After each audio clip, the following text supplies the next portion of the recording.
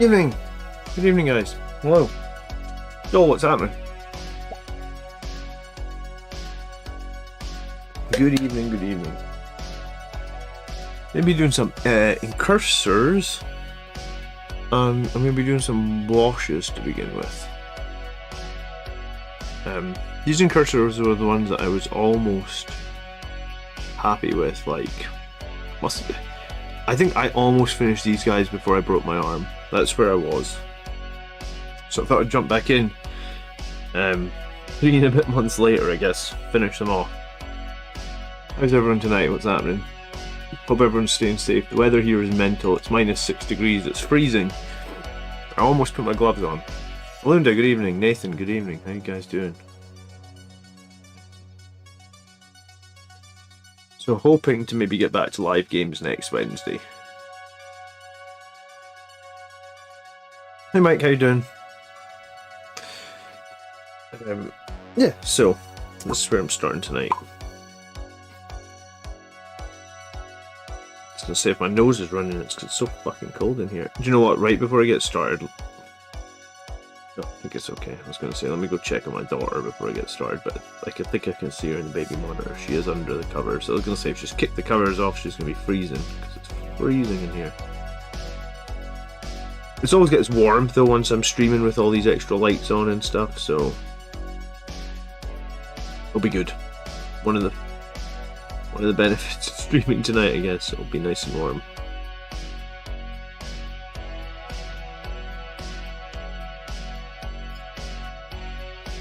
Alright, so I'm starting with Agrax Earthshade tonight. And this is a colour I often use on my Blood Angels. Legendary gloves. Yeah, I mean, I've got my gloves here. I'm close to putting them on. We're not quite there yet.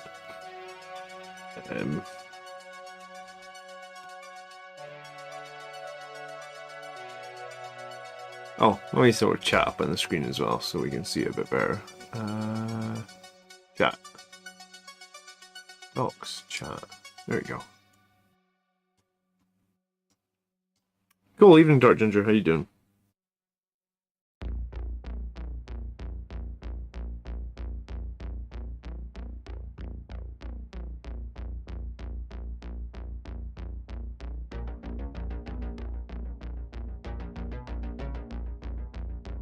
So because I don't do any edge highlighting on my red guys, or my red painting, this is just what I do. I'm just going to recess wash every armor joint here.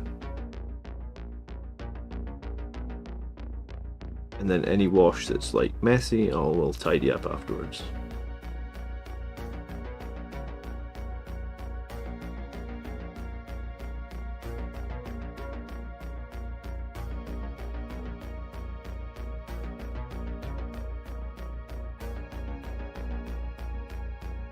So I made a video that's coming out on Friday. I still have to do a little bit of work on it, but it's almost there. About like running Gilliman at the GT, what that looked like. Was it fun? Disclaimer: it was very fun. And I've got that video coming out Friday. Let me mute my phone.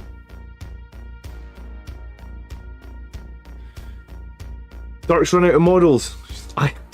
I have not had that problem in many years, Dark. I cannot remember the last time I actually ran out of models. But I mean, that's a good thing. Good for you. Finishing up that pile of shame. Get all the models based, etc, etc. That's awesome, dude. Well done. It's probably honestly like 20 years since I've run out of models.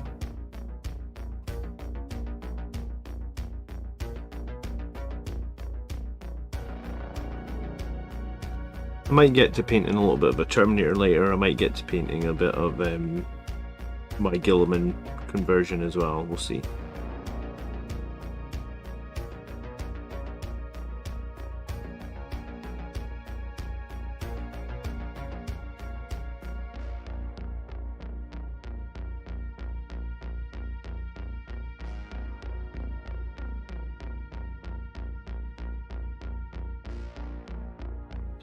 But there's been a lot of debate this week actually about like what rules you lose when you include Gilliman And I think we finally settled the debate in that you do not lose your detachment abilities, you do not lose your Savage Echoes.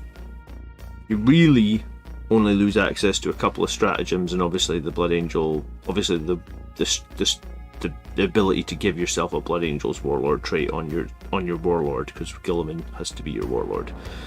But you can still use Relic of the Chapter. I'm going to make a video about that tomorrow, I think. And last night I put together a few slides about this year's painting competition. So the painting competition is probably going to be announced in the next couple of weeks. There'll be similar rules to last year, so keep an eye out for that video. I think we'll have slightly longer entry period this year. So I think last year it was like a 4-week entry period. I think this year we'll do a 6-week entry period. And we'll be giving away like a 50 quid or a 50 buck, depending on where you are. I guess like in most countries, I guess we'll be giving away a 50 £50 gift certificate, I guess, for Games Workshop. That seems to be, to me, that seems to be the easiest way to do it, right? Because like, if we do multiple prizes, then someone has to pick the prizes, and it gets a bit ugly. So we'll give away some gift vouchers this year, and we'll do like a 6-week turnaround, and it'll have to be a new model. Like, you can't enter something that you've done before, so you'll need to have a new model. So Dark, you'll need to go out and buy something. G-Man works better in my successor's Blood Angels. I mean, maybe. I mean, he works fine for regular Blood Angels as well, Mike. I had a ton of fun playing with Guilliman. The only thing I'm sad about is I don't know if I will get to go to another event running Guilliman before they change his rules. I guess before they probably end Arcs of Omen season. The 2-day event I was at, and obviously the team event I was at in January, that's probably the only 2 tournaments I'm going to be able to do this season. My 1-year-old is being very, very difficult at the moment. He's just at that stage where he's very difficult. It's a handful. My wife's like, I wouldn't say she's struggling to take care of him on her own, but it's a big ask, so I'm not going to get to go to any other events this season probably, which is a little annoying, because this is the most, this list that I'm running is honestly the most fun I've had in like the last year, in terms of like army lists that just play differently and are balanced and are a lot of fun.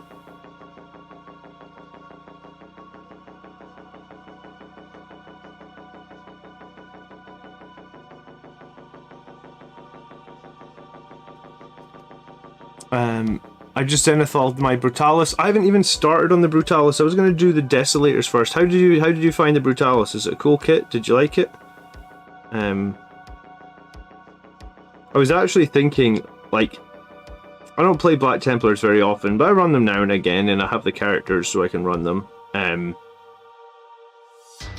was thinking what might be a really fun, quirky list would be like 3 Redemptors, 3 Brutalises for Black Templars. I don't know if there's any merit in it in terms of competitiveness, but I sure think it would be fun.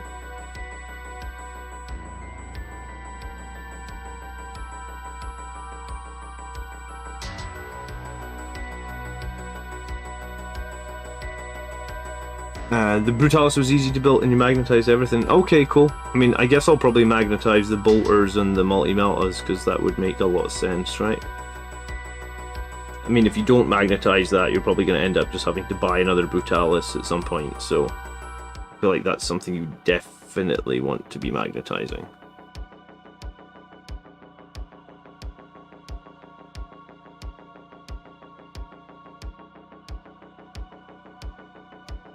Evening Killer! Anyone know how to paint those gold designs for Blood Angels? What gold designs?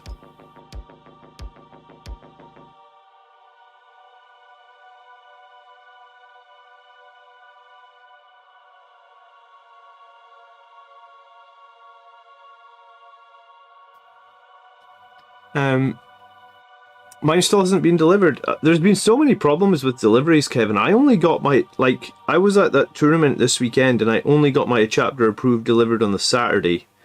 So like a tournament 3 months, sorry, not 3 months, I'm over exaggerating. A tournament 2 months into the season, and I still didn't have my book. Like I got my book the first, so like the tournament was on Saturday, Sunday. I came home from the tournament on Saturday and my book had arrived. And I ordered it the day it released on like whenever it was, the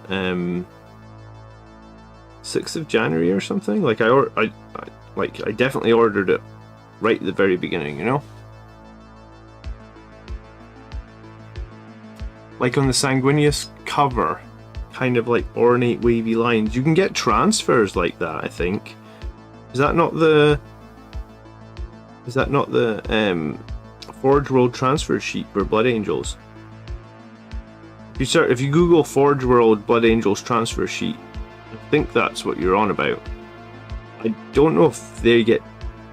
I mean, maybe you could paint it, but I think it might be easier to use the transfers. And 15k in 2 years is very fast. Do you know what? Before I had the YouTube channel, I probably painted 5k a year. Since I've had the YouTube channel, it's dropped to probably like 2k a year. It's very difficult. Like, the time that I get to paint, or the time I used to use to paint, has been replaced with making Blood Angels tactics videos and stuff on YouTube. So like, if I wanted to paint more, I would have to make less videos. So I guess that's why I did this commission. Just this month past. If you didn't watch the video on the commission on the channel, it's out now. So I guess the reason I'm doing the commission is because most of my painting time, most of the time I've got to paint, I'm either streaming like I am now, or I'm actually just making tactics videos. Like I work a couple of nights every week on making tactics videos for Blood Angels, so based on that, yeah, it slowed my painting down something terrible, because half the time I'm painting it could be... if you have a decent printer, you can print your own decals. The Forge World sheet is really nice. Like, it's a really nice sheet. I believe it might be 25 bucks now. I think when I bought it, it was maybe 20. It's a really nice decal sheet. You get a lot of stuff. You can use it on vehicles, you can use it on infantries. It'll give your guys a bit of unique flavor compared to like just the decals you would get with like you know, if you just got them out of like a actual 40k box set or something. So I would highly recommend the Forge World decal kit. I think it adds customization, it's unique, it's cool, but it isn't cheap. But then, I mean, what part of this hobby is cheap these days, I guess? Or maybe not just this hobby, what part of life is cheap these days with... and different countries are suffering differently, but in the UK the cost of living has just spiraled, like absolutely spiraled. So maybe if you can afford 20 quid on a transfer sheet, then you should do it and feel privileged that you can afford to do it, because I guess some people in the UK at the moment can't even afford to eat, which is ridiculous. Yeah. But yeah, I had these guys like really close just before I broke my arm, so I'm returning to these infiltrators. Tonight I'm just going to probably put the Agrax Earthwash on all the red armour. Then it'll probably take a little while to dry, so I don't know if I'll finish them on this stream. I'll probably come back and tidy up all the red, or tidy up all the wash, because washes rarely sit where you want them to sit, they always run a little bit.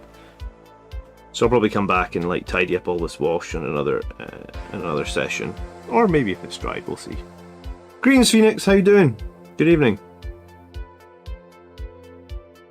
I was making a video last night, Highland Phoenix, about how the Gladiator Reaper was the MVP at one of the games on my GT. A video I never thought I would make, and a video that I typically name dropped you in. It was like, here's a video that I never thought I would make. Or here's a thing I never thought I would say. The Gladiator Reaper was the MVP in this game because...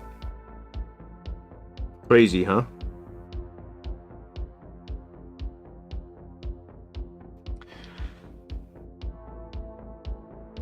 Hey, Knight of Baal. Do infiltrators and cursors loop with normal shoulder pads on one of the shoulder? I mean, these are infiltrators with normal shoulder pads on one shoulder. So one shoulder is just a bit smaller.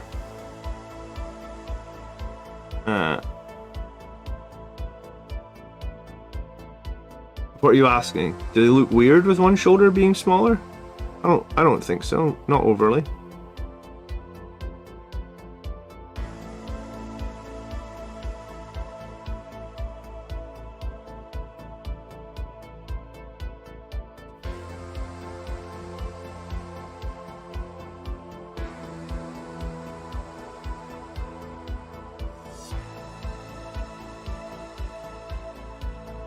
Hello Jim, hello Dirty Wizard, good evening Mike, how you doing?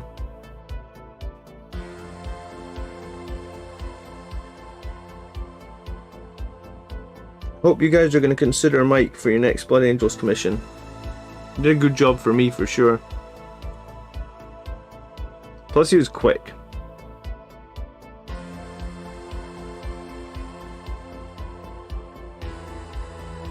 But yeah, so I'm going to get back to live battles probably next week, I think. And I'm going to have a video about like the tournament and running Gilliman and all that sort of other good stuff coming out on Friday. And what else is going on? And yeah, if you weren't here earlier, I was working on my paint, like the stream. I was working on the video for where I do my painting, like we're doing our yearly painting competition in the next couple of weeks. So that'll be announced probably in the next couple of weeks, really. Like I made all the slides last night, so I just have a little bit of work to do on it. And then I can announce the next painting competition for the channel.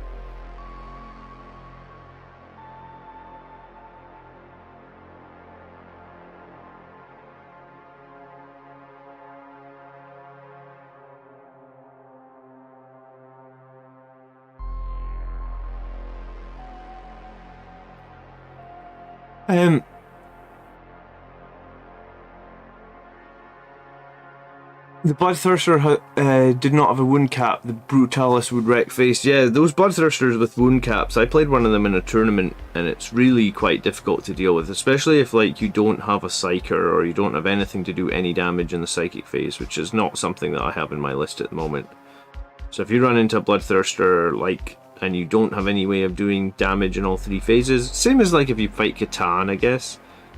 If you fight Catan and you've got no way of doing damage in all three phases, it can generally just become a really difficult game because of that, I guess.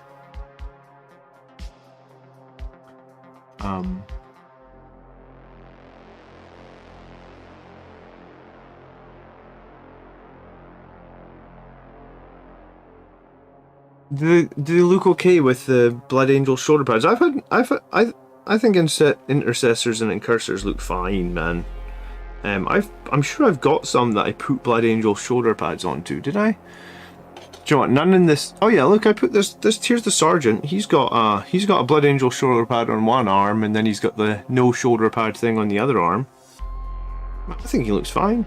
I mean, I don't think anyone looks too closely at them. Maybe the shoulder pads versus the non-shoulder pads. I think they're fine, Knight of Ball.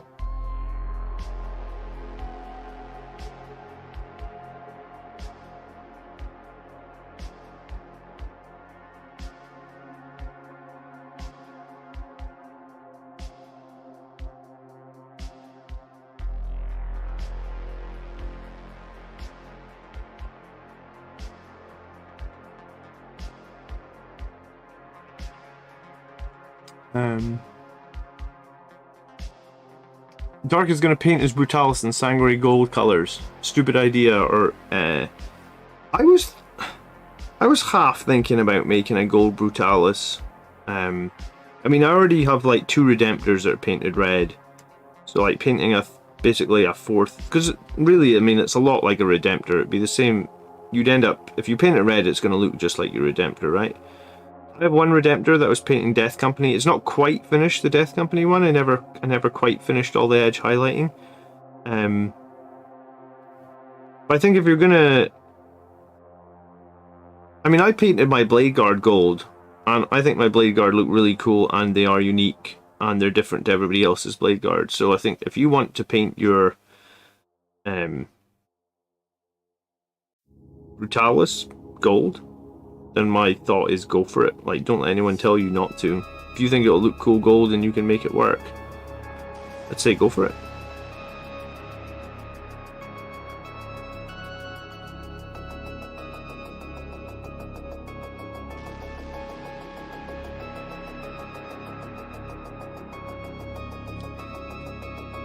Alright, one sec. I'm gonna have to just quickly settle my daughter. I think she's woken up.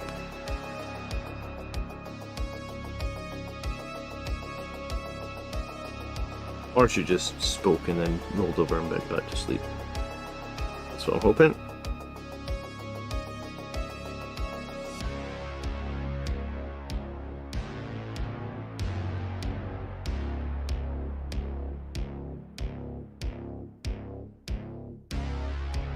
So usually when I put these washes on like this, the washes will run. It will end up being quite a mess. This is probably one of the reasons that I'm so slow at painting, because I will go back over this entire model with the red paint now. Anywhere the washes run that I'm not happy with, I'm just going to remove it and tidy it up.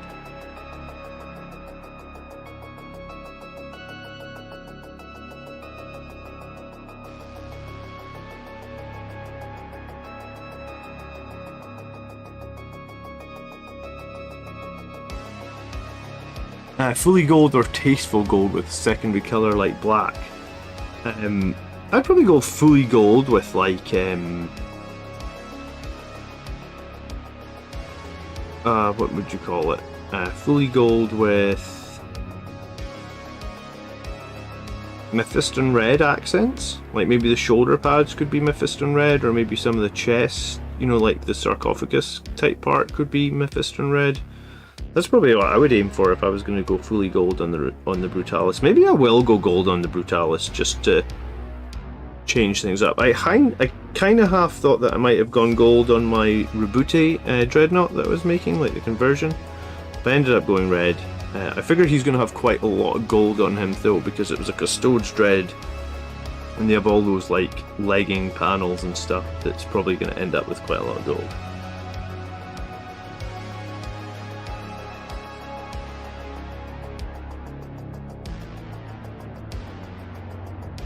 I've seen grey Blood Angels before with like a red accent on them, and I think that works fine as well. There's definitely some sort of appeal to doing successor chapters, because then if you ever want to change chapter and be like, you know, I want to run these guys at this event as Ultramarines, for example, if you've painted them as a successor chapter, then you technically have a little bit more flexibility, I feel like.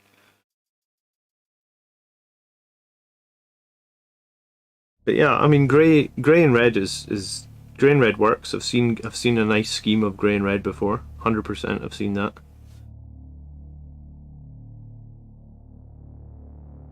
It's way too much.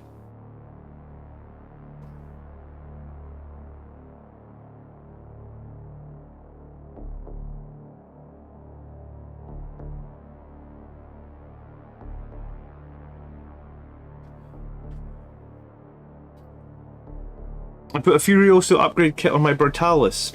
So traditional Furioso scheme is my... How did you put a Furioso upgrade kit on it? What bits did you move over?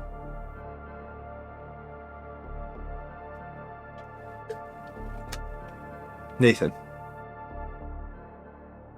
I'm going old school Brutalis, 2nd edition box art paint set scheme with black flames. Oh, that'll be cool to see.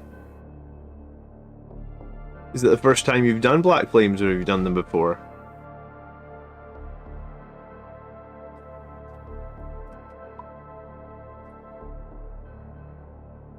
Oh, it's 3D printed from Etsy? Oh, well, cool. I didn't know that they made like Brutalis upgrade kits.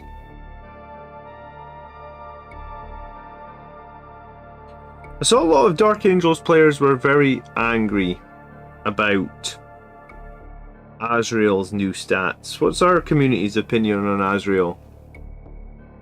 Do you guys look at his new stats? Do you like them? Do you hate them? Do you think he's good? Anyone got 2 cents they want to put in on the new Azrael stats? For anyone that missed it, Azrael went up like 25 points. He got +1 wound, he got +1 attack, he got 1 more damage on his sword, he got 1 more AP on his sword.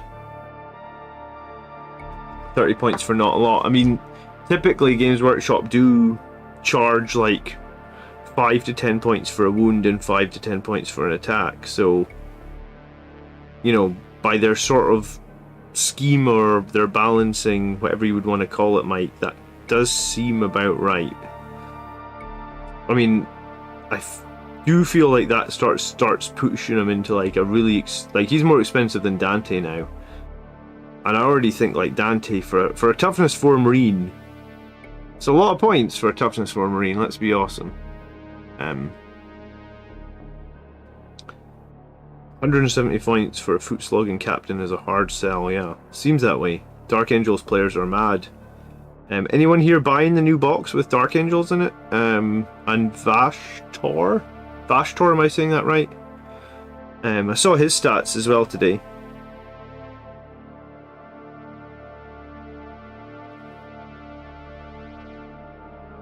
He seems like a monster for... like he'll be good in a Demon Engine list. Or he'll be good at, like, he'll be good fighting vehicle heavy lists as well. Maybe a counter to Iron Hands to a certain degree. But the Dark Angels box...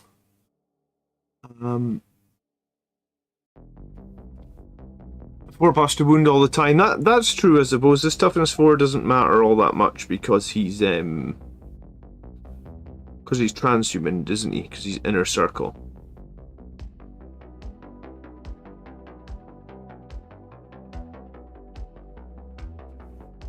So 7 wounds, always 4 up to wound. 4 up save, really. Or 4 up invulnerable save, really, I guess. But he's slow. He does now have a 3 damage weapon. He can't swipe, can he? That's worrying. Like, Helbrecht got a swipe. Azrael, with a 3 damage sword, you would hope that the character would get a swipe, right? Because if you come up against 1 wound infantry, then you're going to waste an awful lot of your attacks there. Seems a little worrying. Like, if we're hoping that Dante's going to get like a sweep or a strike, then it's a little worrying that Azrael didn't get one.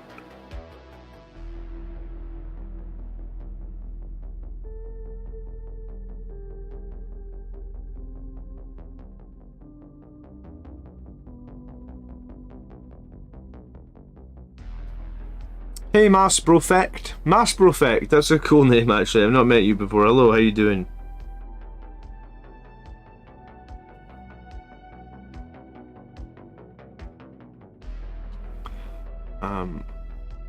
When will Scouts get a new kit, says Joel? I think if you want to do Scouts, Joel, buy something else that looks similar and convert them. I don't know if you... like, well, the thumbnail for tonight's stream was my Voidsman at Arms. And when I was wanting Voidsman at Arms, you kind of couldn't buy them anyway because they were this like limited edition one-off kit for Kill Team. So I ended up buying Tempest Scions and converting them to look like kind of like Blood Angels, really. They're basically Imperial Guard wearing like almost like chess pieces. So my Tempest Scions became my Voidsman at Arms. They have all the right weapons. I think they look pretty cool. Big shout out to Mike for painting them for me. I appreciate it, Mike. But I would say if you're going to go for Scouts, and I did this before with Palatine Enforcers. If you don't know what they are, look up. They're a Necromunda kit, and they're basically, they almost look like... I mean, you could pass them off as Scouts, that's what I'm doing. They look like they're wearing like American football jerseys or ice hockey jerseys. So I made Palatine Enforcers, converted them up to Scouts. They're sort of similar size, they're on the similar size bases. They have the same weapons, and that scouts usually have a bolter. The Palatine Enforcers hold a bolter. It just has a different magazine on it. It has like an underslung sort of like 1940s gangster style magazine on it. But it is a bolter. And they can also... I want to say they can have sniper rifles, or maybe I converted some to have sniper rifles. Dante has no equivalent. Whoa. Doesn't he? Man, it surprises me how much you... Do you get... I mean, I get loving Dante in the lore. I don't get loving his rules. Like, I think Dante's rules are pretty weak. I don't run him at all, ever. Considering I'm just off the back of a tournament with Guilliman, I can tell you right now, Guilliman is like... In my opinion, Guilliman is way better for Blood Angels than Dante is. That's maybe heresy to say, but that's what it feels like. Having played him at a GT basically like 3 days ago.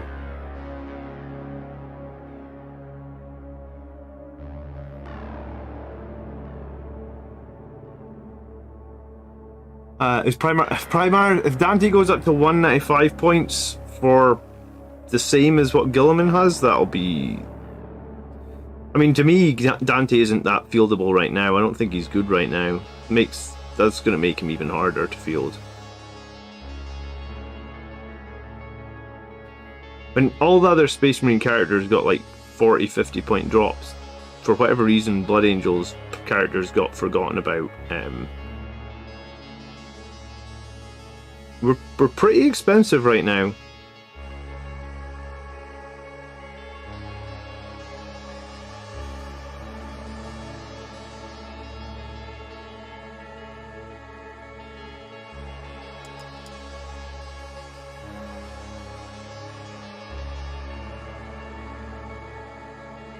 At least he's better than the White Scars guy who didn't even get a bike. I mean, shots fired against the White Scars, but you are right.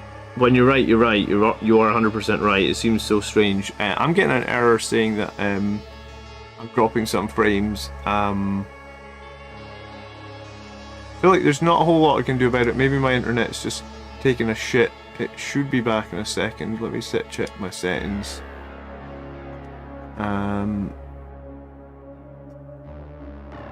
Maybe change the bitrate a little bit and see if that makes any difference.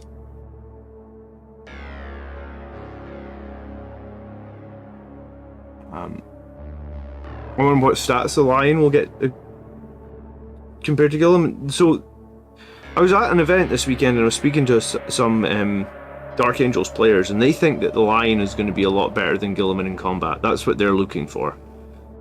They think the Lion should be stronger than Guilliman in combat, and that's what they're looking for. If the stream is lagging for a minute, there's nothing I can do. Then the numbers are bouncing all over the place. Like from like 1,000 upload to 9,000 upload.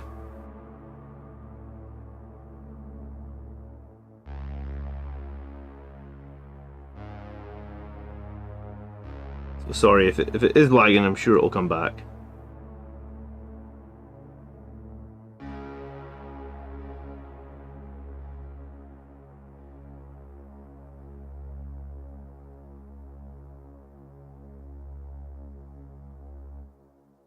Oh, it happened when you were watching Valrak as well? Alright, cool, so it's not my computer. Okay, I appreciate the heads up.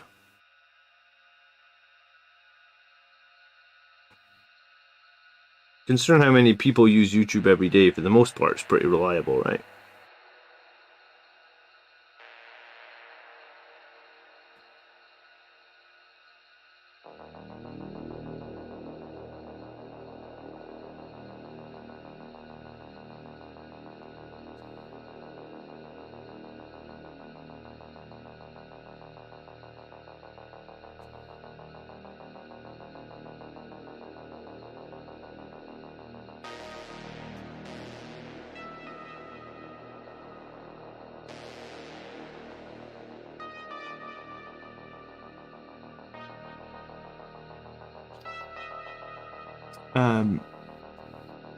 I mean, they can't make him better than Guilliman 100%, but they need to,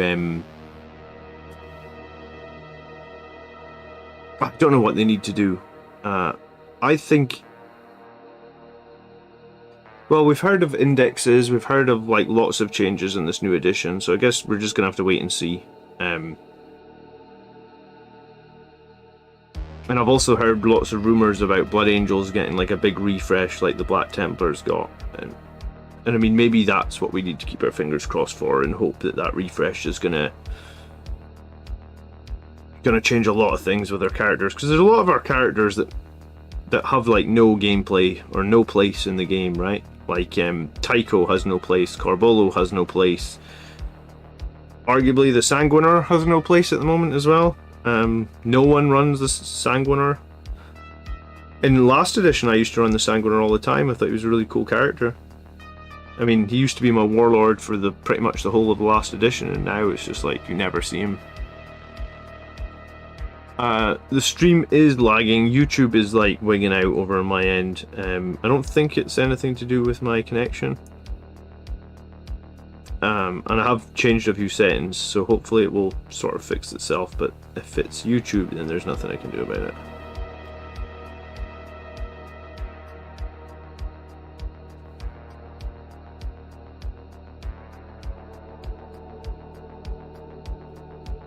Evening, Sang. Good evening. Slaanesh demons are attacking YouTube. Seems that way.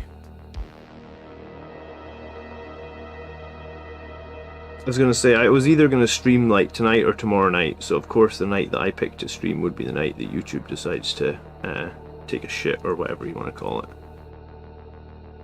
That's the way it works.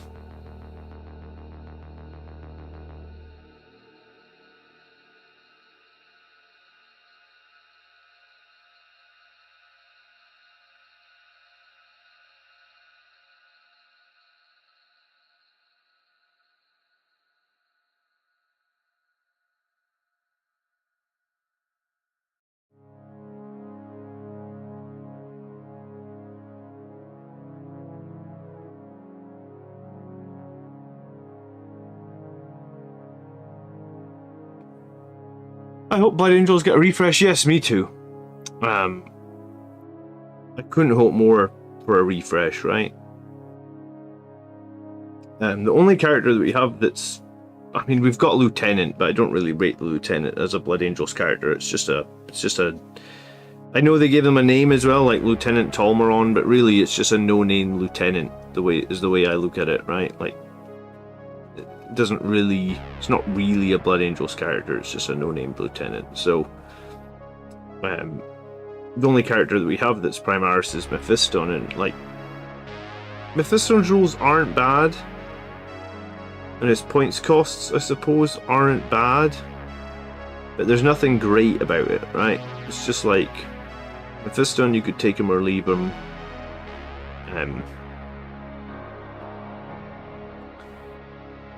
While he's strong in some areas, I guess like his survivability seems pretty good, except the lack of Invuln.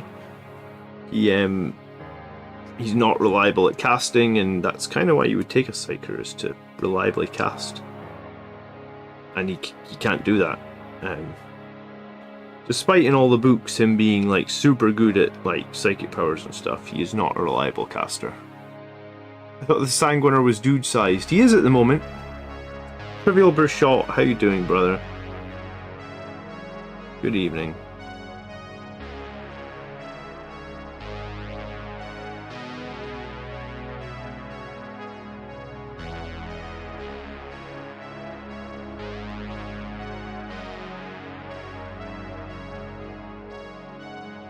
I'm a little sad that the Sanguiner's rules are all over the place, because like, I do actually think the Sanguiner could be quite cool if he could like heroic intervention and then fight first. But I think because he can't fight first, his heroic intervention from Deep Strike just feels like he's just going to heroically intervene to die. And I don't know if I'm ever going to pay 145 points for a model that's just going to die. Or his job is to come in and die. I mean, if he was good, competitive people would be running him, right? Nobody is, I feel like.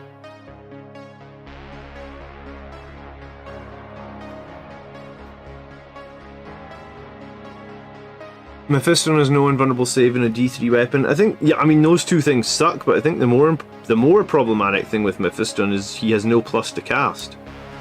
So if you want a reliable caster, you're better off just taking a no-named librarian and giving them the +1 to cast, right?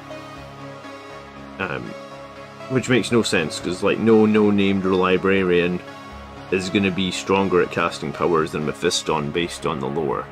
Is Abaddon Guilliman sized? He's somewhere in between. He's not quite as big as Guilliman, but he is on the same size. Like, he is on a 60mm base. He is big. I don't think he's as tall as Guilliman, but Guilliman gets a lot of height from his sword. So Abaddon, he does have like some weird things coming off his backpack that give him a bit of extra height. Like, I think they're like chaosy spokes with maybe like skulls on them.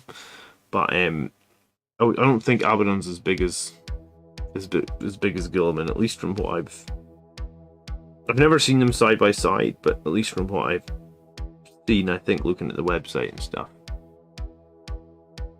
I'd like to see Primaris Lamartes. I mean, I think if anyone tells you we're not going to see a Primaris version of all of the characters at some point, they're probably wrong, because it seems to be every character is now undergoing the Rubicon and every character is surviving it, so I think we'll see basically every character Primarist at some point. Whether or not that's what you guys wanted to see or not, I mean, I think that's what's going to happen. It's just going to take a while. Probably like a decade from now, I don't think there'll be any Firstborn characters left. There might still be Firstborn squads and stuff, but or maybe there'll be like a little bit of crossover from the Horus Heresy. But I think for the most part, I can't imagine there being much Firstborn squads characters left. And you're welcome to disagree with me if you think I'm wrong, but I really think there will that. I don't think I'm wrong.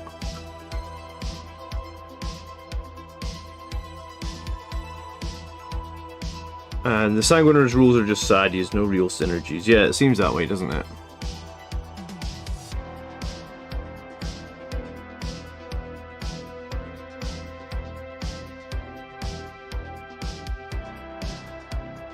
Someone said tactical squads will get shelved for the Horus Heresy ones. I mean, they could do. The Horus Heresy kits are pretty nice. I mean, those original tactical squads are like 25 years old at this point.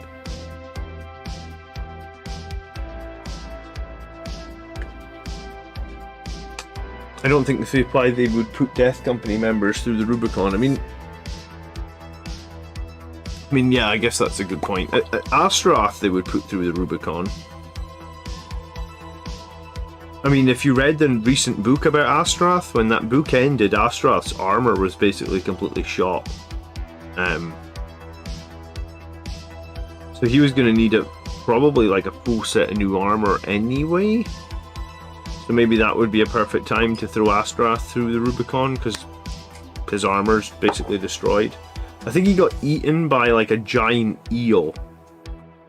And in 40k that's not something you would often put together, but it was like a giant eel that ate him and completely fucked his armor. Primaris Corbulo is what I'm waiting for. Primaris Corbulo with a jump pack, because Corbulo without a jump pack makes no sense. Well, I mean, it makes sense in the lore probably that like Corbulo is the healer, so he probably wears that apothecary the apothecary pack or whatever it is.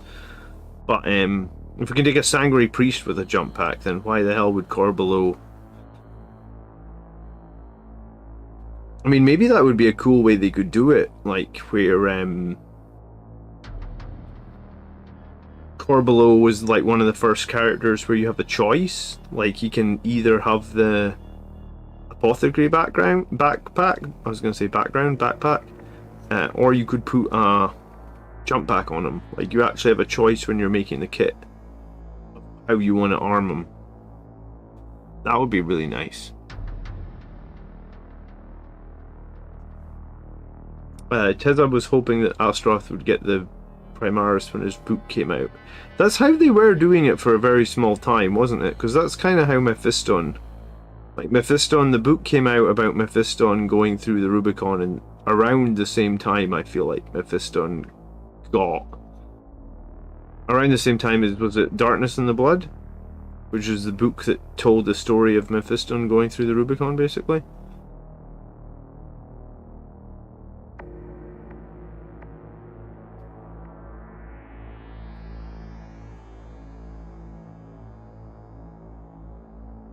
I kind of like it that they give them a little bit more story when they do go through the Rubicon, but I do think that it's got to a point where like just everybody's gonna go through the Rubicon now, I guess. I feel like it's definitely happening.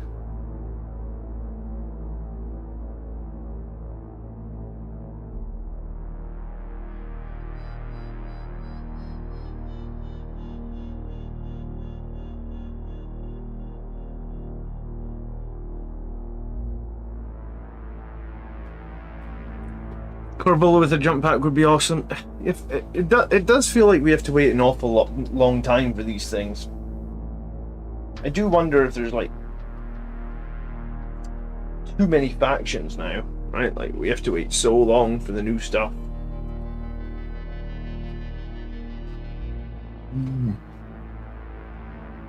I guess we'll see what happens with the rumor where like we're gonna go back to indices.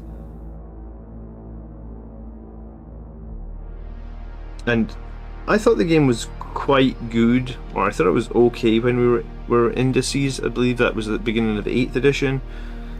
The game flowed pretty well, it was pretty fast. There's been lots of different rumours about rule changes for 10th edition, but I haven't really been looking too deeply into rule changes for the new edition. I feel like I'll deal with that when it happens, right?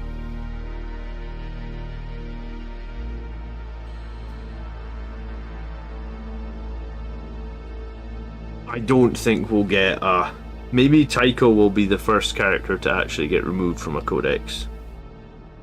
Because I mean, unless Tycho secretly didn't die. They could do that horrible thing that they did in episode 9 with Star Wars, just be like, somehow Tycho has returned. And just leave it at that, like never explain it any more than that. He's just returned. He was never dead.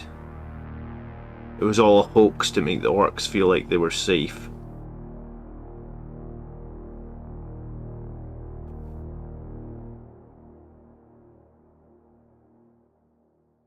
I don't know how I feel about that. I think it was ridiculous that Tycho even had rules in 9th edition, let alone... I mean... Yeah.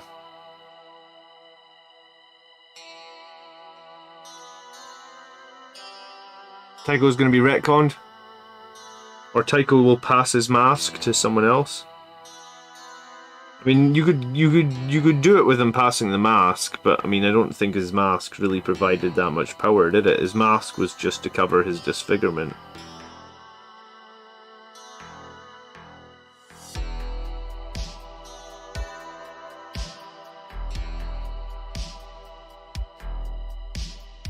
Is there a stage above Primaris? At the moment, I mean, there isn't. I mean, the stage above Primaris is a Primarch.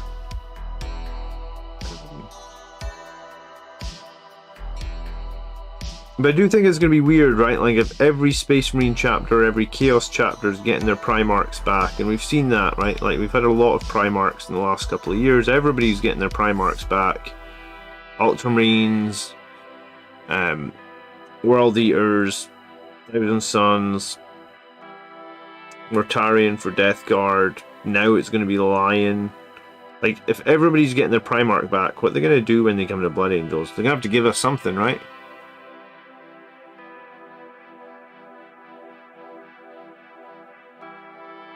Mass Prophet says, been a sub for a while now, a big fan for sure, went back and started at the beginning, so I'm just catching up. You're totally right, Gilliman with Blood Angels is a ton of fun. Yes, he is. I feel very sad that I'm not going to get to run him again this season, or I would love to go to another event this season and run it again. I feel like I would do better this time because it would be my, like, I've got 7 games with that list now. I feel like I know how that list performs a little bit better now. I'd only had 1 game before I went to event. I always think it's a bad idea to go to an event with a list that you haven't played much, but I didn't have much choice. You know, I just haven't had the time to play as many games as I would like. I'd say Custodes are the next level up from Primaris. I mean, I don't know much about the Custode lore, but they're not Space Marines. Are they bred as well? Like, are they actually like genetically modified? Like, what are Custodes? I don't know anything about them really. I've never owned a Custodes codex. All I know is that they're like the Emperor's elite guard, or the elite guard of Terra as well. And they're stronger than Marines, but I don't really know why they're stronger than Marines. Why are Custodes stronger than Marines? Someone tell us.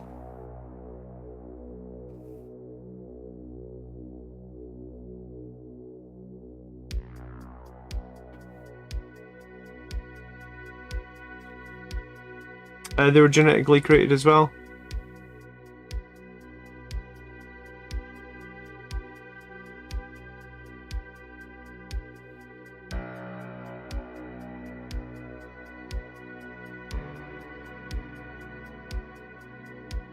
So they don't have a gene seed, so they're not built after, like, they don't follow a Primarch, but they're still genetically altered to be like super soldiers. Okay. I mean, that would make sense, I guess.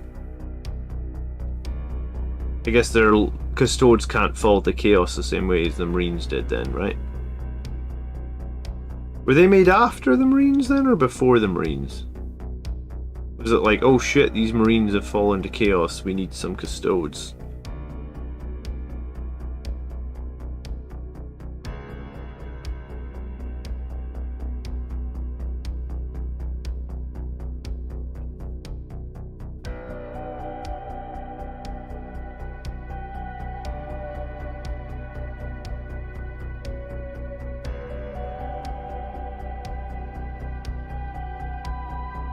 Before, okay.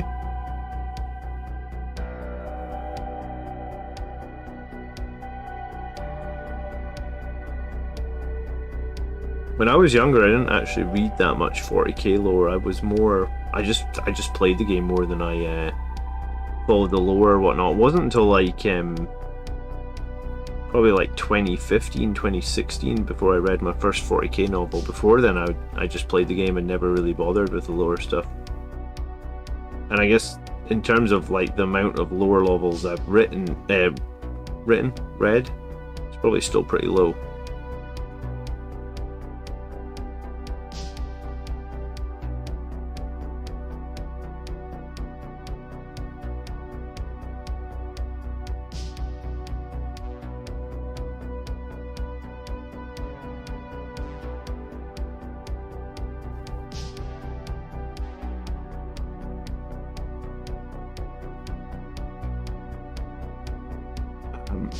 They're meticulously handcrafted through DNA manipulation. The starters are mass manufactured, said Tom. Thank you, Tom.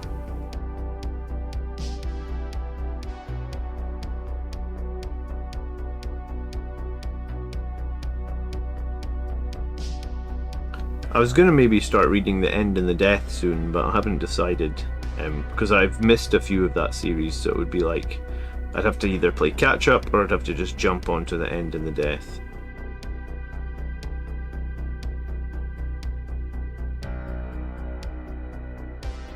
But I'm going to get into boarding actions in the next month or so. I'm actually looking forward to boarding actions.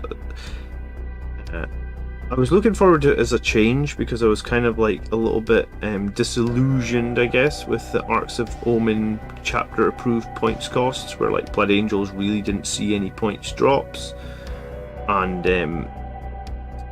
we really aren't like I don't know what the win rate is. I didn't read the Meta Watch article. I think there was one posted on Friday, was there? What was the bloody... Did anyone read the Meta Watch article on Friday?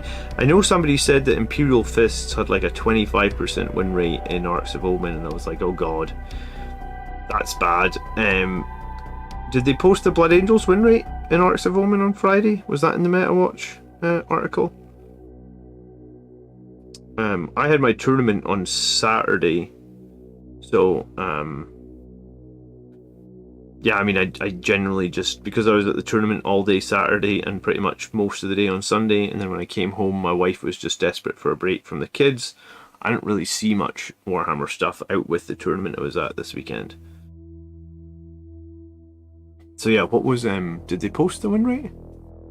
Something like, I know we were at 45% win rate. I just wasn't sure if we'd gone up any or if it was still as low as 45.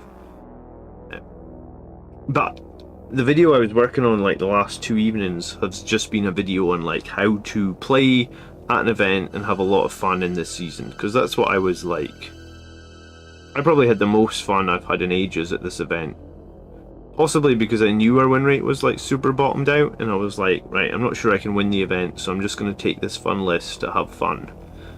And I did have a ton of fun, and also actually found out that running Guillimans with Blood Angels is hella fun and actually pretty strong.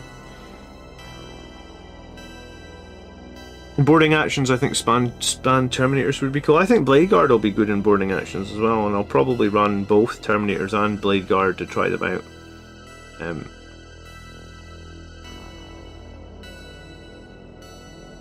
I think a lot of people underestimate like that 3-man Blade Guard squad, and I think there's quite a bit in that 3-man Blade Guard squad. I think it's pretty good.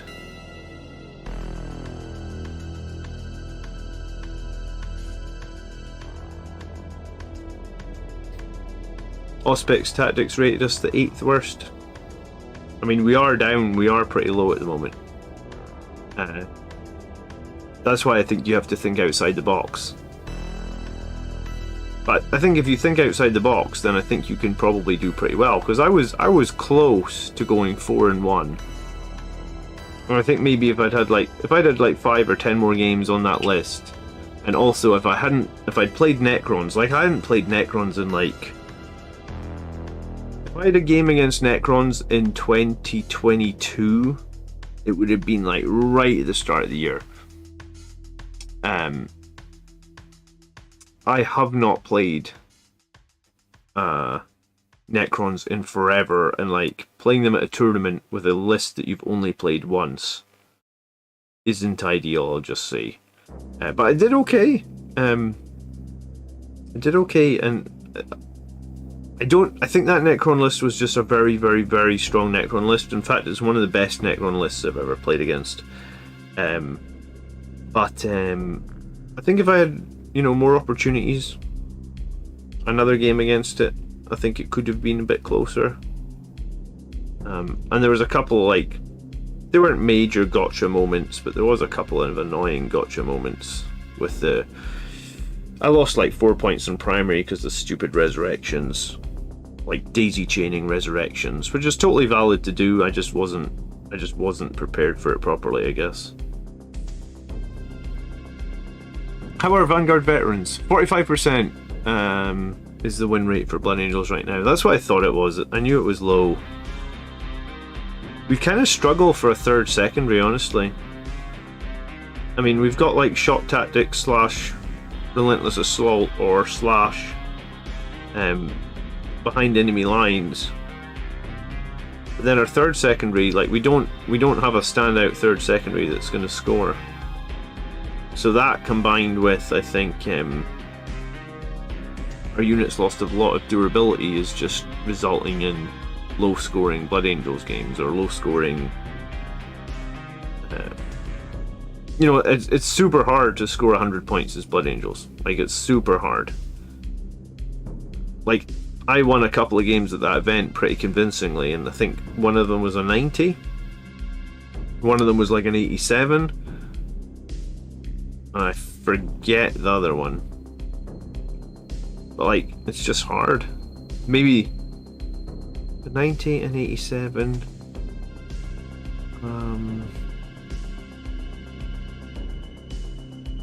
Beat Nids with 90, beat Wolves with 87, beat... Where's the other one I beat?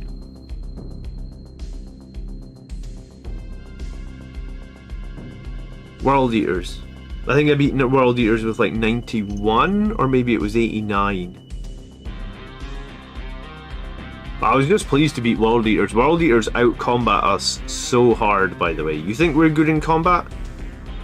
Have a game against World Eaters. Their combat is just nuts. They have like a single model that has 12 attacks at strength 8 minus 3. Because when the guy rolled it, like the 12 attacks at minus 3, strength 8, and I was like, alright, cool, I'll fight now. He was like, no, that's one guy. I was like, say what? One guy in your fucking squad has 12 attacks? It's like, yep. Strength 8, minus 3, 12 attacks. Yep. I was like, okay, I thought Blood Angels are supposed to be good at combat. We ain't nothing now. Like, wow.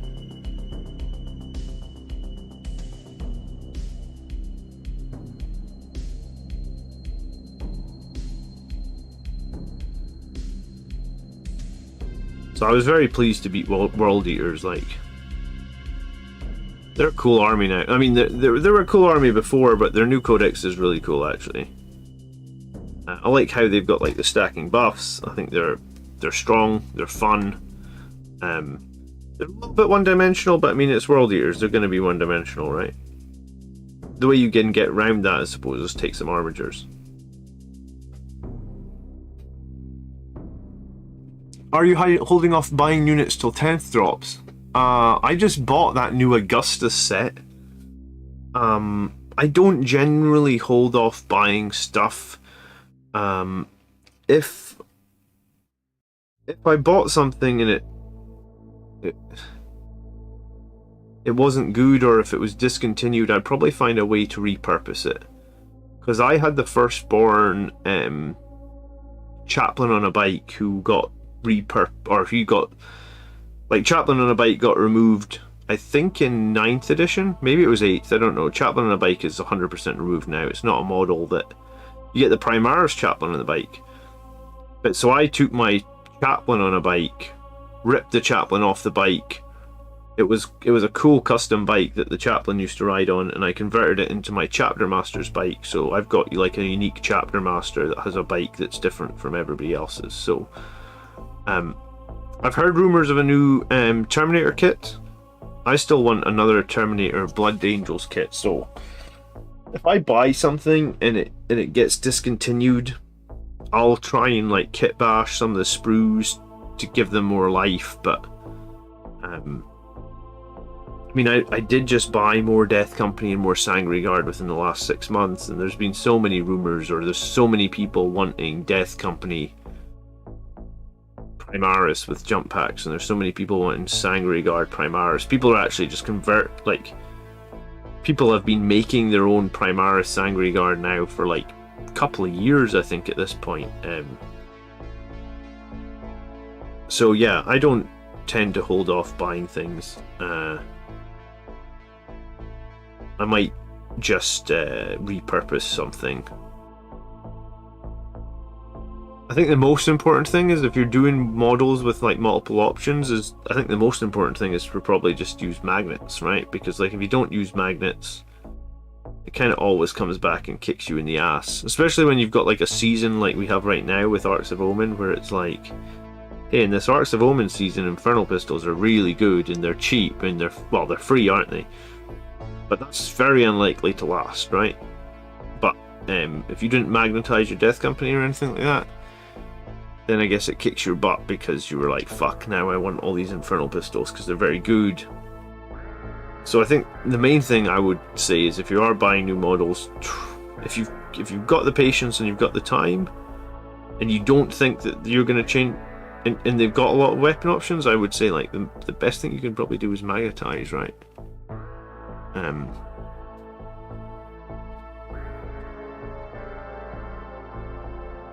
I did the same thing with my chapter on a bike. Awesome conversion for a unique character on a bike. There you go. So other people, yeah, I wouldn't say hold off on buying things. I think, because the thing is, if you hold off on buying things, you could wait 6 months, be like, I'm not buying anything because I think that we're gonna get them, and then you buy them, and then you hold off 6 months, then you buy them, and guess what? Right after, Swords Luck tells me that as soon as if you held off and you bought them in 6 months' time, that would be when they finally get the upgrade. So, I know. Well, I say I know. I've heard rumors that there's going to be a new Terminator squad. It doesn't stop me really wanting to buy Firstborn Blood Angel. You know the Blood Angels Terminator squad, the one with the extra Blood Angel shoulder pads, and like the custom Blood Angel storm shields and the bits. I really like that Terminator squad. Some people don't. I love it. If someone wants to donate $100 on the stream right now, I will literally buy one more of those Terminator squads on like the day YouTube pays me. Even though there's a rumor of the new Firstborn improved Terminator squad coming, right? Like if that did come, I would just sort of kit bash the two squads together to try and make a more exciting, more Blood Angels themed Assault Terminator squad, right? James did it as well. James bought a Blood Angels Assault Terminator squad in January. It's a kit I've had before, so I wanted to get them. Yeah, exactly, James. So I think if you want to buy something, buy it. Ricardo says, any news on Jetpack Primaris? I mean, I don't work for Games Workshop, Ricardo. I don't know shit, unfortunately. I'd like to be able to tell you something, but I don't know shit. I mean, the only thing I know about Primaris Jump Pack is the new Space Marine game, which is... Have they put a date on that Space Marine game yet? When's it launching?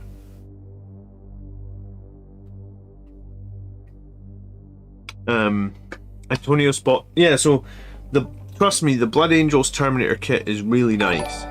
Thank you so much, Oscar, for subscribing. I appreciate it. The Blood Angels Terminator kit is really nice. Even if there's new Firstborn Terminator kit, you would probably be able to switch out some of the Thunder Hammers. You'd probably be able to switch out some of the shoulder pads. You get little Blood Angels decals that you can put like on top of the models. I think you get the Blood Angels Assault Terminator kit. It's been a while since I got one, but you do get a standard in there, like the Blood Angel standard, so you can make a Terminator Ancient, right? Am I right in that? I think you do.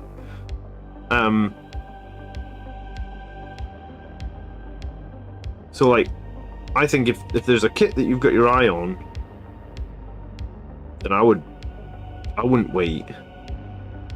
Who knows when new stuff is coming? I mean, you could have asked me 3 years ago and I would have said, oh, we'll definitely have Primaris Sangre Guard by now, 100%. You know, so like, who knows? Is there even gonna be Primaris Sangre Guard at this point? I heard a rumor that they're gonna get rid of the Primaris keyword, and Space Marines are just gonna be Space Marines, and you're gonna have none of this stupid, like whatever you would call it, like division, where like certain units can't go in certain transports because they're Primaris, which is just restrictive and dumb. And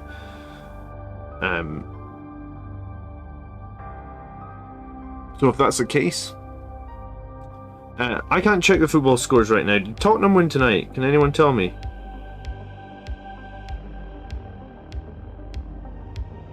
Because I'm using my phone as my camera for the stream. Ditching the keyword would be great. It would be so good, wouldn't it? You could have Blade Guard and a Rhino, or you could have, I don't know, like Devastators and an Impulsor. It would just, it would be great, I think. And I don't really see any problem with it. Like, I think originally Games Workshop were worried about balance. I don't think there's any balance concerns around Space Marines going in different transports. None of those transports are amazingly great. I'm saving up my hobby money for 10th edition. Well, I mean, you do you, brother. If you want to save up for 10th edition, go for it. I mean, I feel like there will be a new box set for 10th edition, and that will probably be in June or July, I imagine. So you will need $100-150 probably. The box sets have been creeping up in price. I don't know what they are in the US, but here in the UK you'll need $100-150 for the new box set. The new box set will probably have some Marine models in it. The game finished 0-0. Oh, did it? Thanks, Dirty. I said to my friend who's a Tottenham fan, I thought it was going to be a draw. I thought it was going to be 1-1. Oh well, I won't have to hear any more about Tottenham still being in the Champions League. Well, that's good. Won't shed any tears. I'll need a tinfoil hat. I mean, I could make a tinfoil hat, right? But yeah, Valrak does sell them. I should go into a stream actually one time and ask him how much for a tinfoil hat. It needs to be authentically worn by him, though.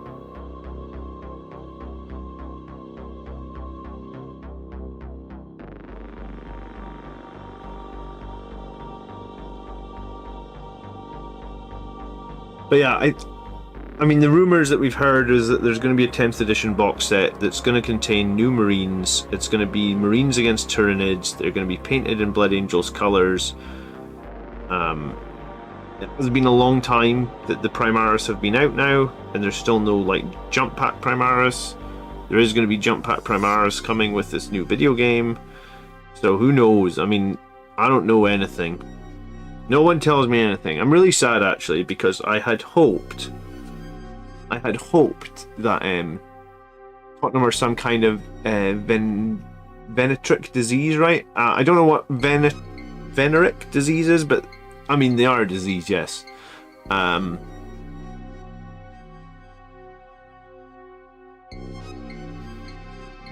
I lost my train of thought. I was talking about the 10th edition box set.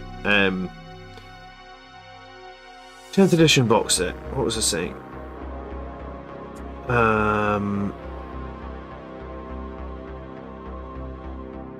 Yeah, so if there's going to be a 10th edition box set with new Marines that are going to be Blood Angels that can potentially have jump units, or potentially not, who knows if they got jump units or not. I guess the question is though, right? Are we going to lose the Primaris keyword? Because I think it would be a good thing. I don't think it would also open up transhuman to more models, which I think would help Blood Angels a lot, right? Because we have no transhuman on like our best units like Sangre Guard. The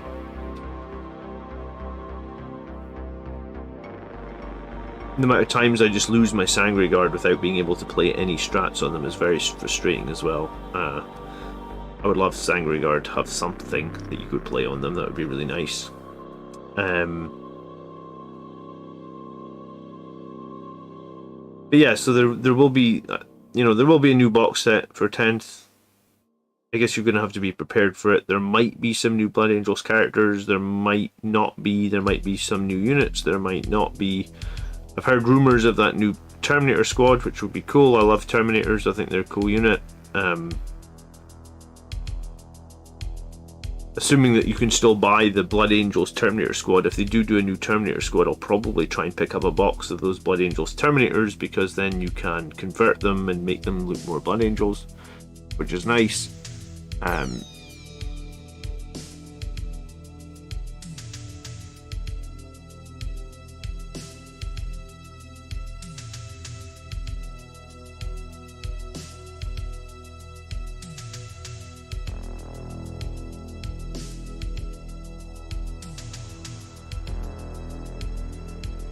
But I don't know what I think that, like, will we get new Sangre Guard? I don't know. Will we get jump packs for the Death Company? I don't know. I was really hoping that, like, having reached 10,000 subscribers, like, I might be able to get, like, some discourse with Games Workshop. Like, so they would be like, hey, here's a Blood Angels model, you can preview it to your followers, but I guess I'm not big enough, or I'm not doing the right sort of content. I don't know.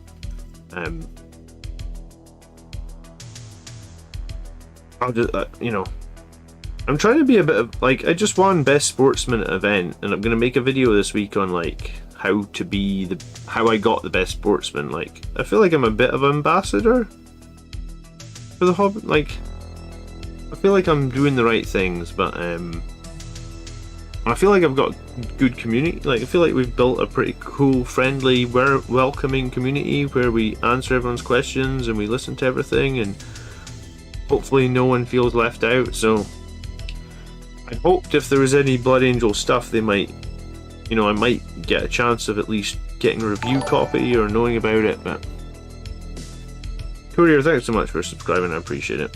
I guess I'm not there yet. I'll keep, you know, I'm not going anywhere. Blood Angel's commander isn't going anywhere, so I'll be here. Innate Transhuman was just a start as... Yes, it was. You're assuming Transhuman even sticks around in 10th. I suppose that's true. Yeah, I'm assuming that. I assume that we'll still have toughness in 10th edition. Who knows?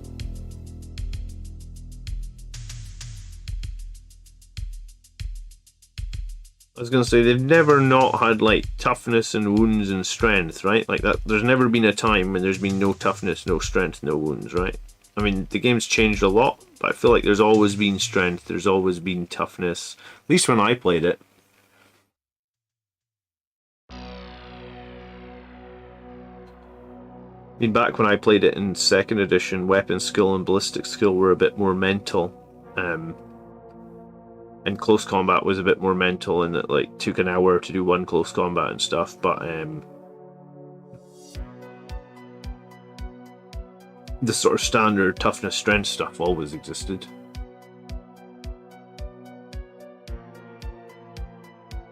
I know some people sometimes don't jump onto the new edition of the game and stuff. I always jump onto the newest editions. As much as I like the older editions, I feel like... do I remember Initiative in 2nd edition? Yes, and it sucked, because if you ever played Tyranids, you would charge the Tyranids and the Gene Stealers would fight and kill all your men first, because Gene Stealers had, like, Initiative 7 or something, and Space Marines had Initiative 4 EXO. I hated it. It was so dumb. So I'm glad that's gone. If you had fond memories of Initiative, let me know why you liked it. I hated it. It just meant that, like, if you played Tyranids as Blood Angels, you just had to kill all the Gene Stealers with your shooting. And we did run a lot more shooting back then, honestly. Like,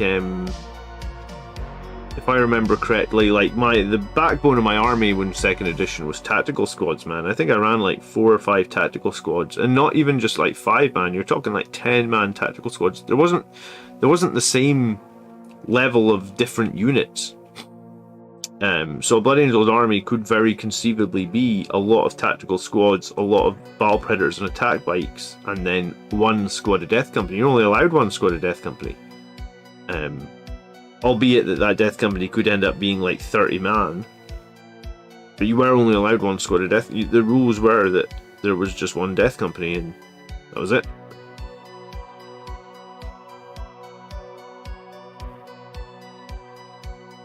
There was a strategic value for each army. You had to add a d6 to determine who goes first. Did you roll, did you? I don't remember. I do remember Gene Stealers having ridiculous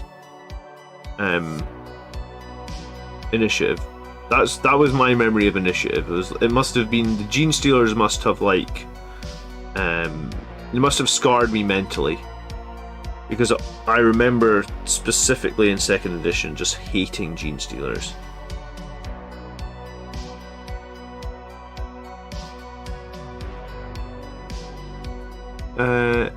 What's the interesting play if they remove transport restrictions? Eradicators for Storm Ravens, Hellblasters and Drop Pods, Blade Guards, Land Raiders. I mean, I've been running a Terrax, so could I have Blade Guard inside the Terrax? I was gonna say Terminators and an Impulsor. Centurions in an Impulsor. Who knows? I just think the flexibility it would give...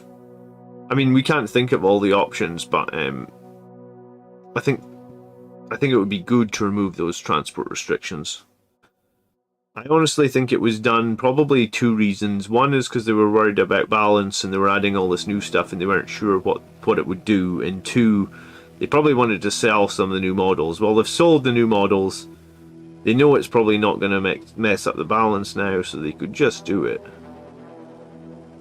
I really think that could be doable.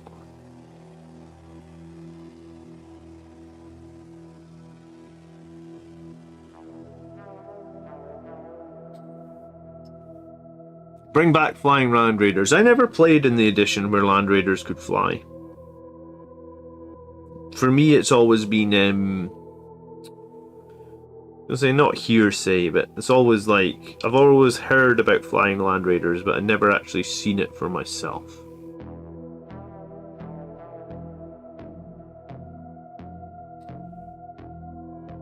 I bought 2nd edition the week it came out. I remember playing with my mate in a shed. Funny thing is we still play against each other. That's cool. I mean, I played Andrew at 2nd edition. However many years ago that was, 1994, so almost 30 years ago. Andrew was my main opponent in 2nd edition. Andrew actually played Dark Angels in 2nd edition. Tyranids and Dark Angels were his 2 armies. And then when he basically moved on to... I think he moved on to Orcs and Necrons. He gave me all his old Dark Angels and I repurposed a bunch of them. Like, I resprayed them and made them... Maybe he didn't give me all the ones, but the things that I could use, like attack bikes and stuff, I resprayed them all and made them all Blood Angels.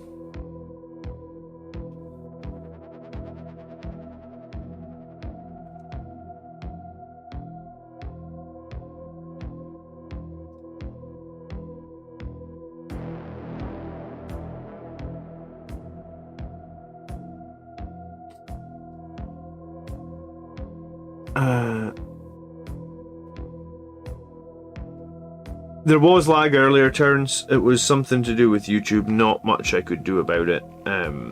Just YouTube started wigging out and telling me that my stream wasn't sending enough bandwidth or something. I didn't change anything. It just came back on itself. So.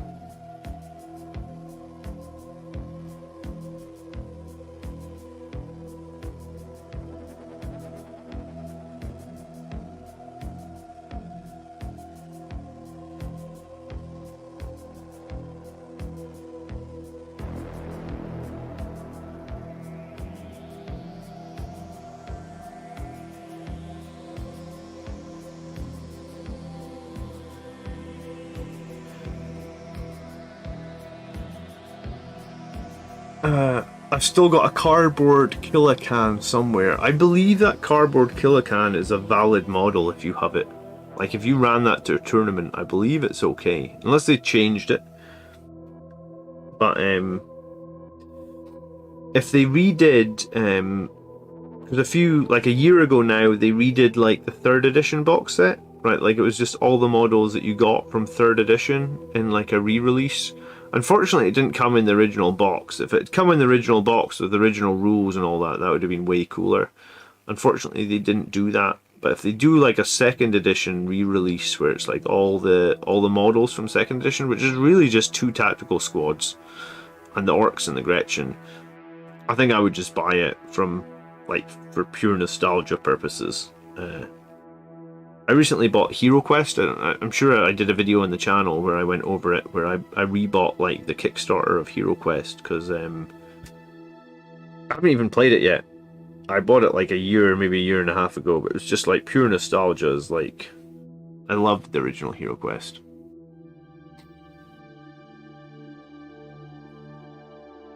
Yeah, it's a bit weird how YouTube chat works, because sometimes you can't watch the chat on the replay and sometimes you can, so I don't pretend to know how YouTube works. It's a mystery to me.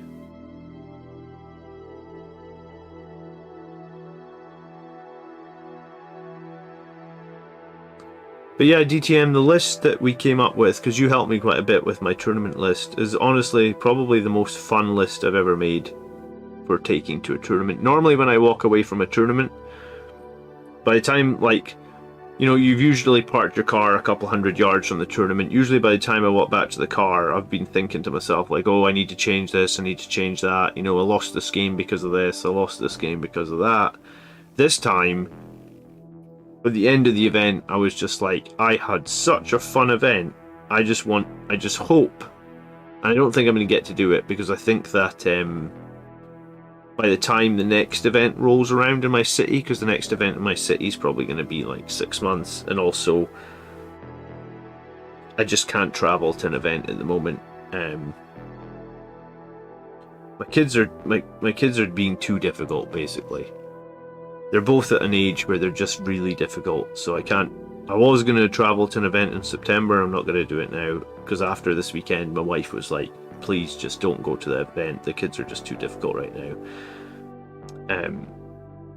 So yeah, I'm just sad that, like, I really just want to take that list to another event, because it was such a fun list. And I'm making a video about it for Friday.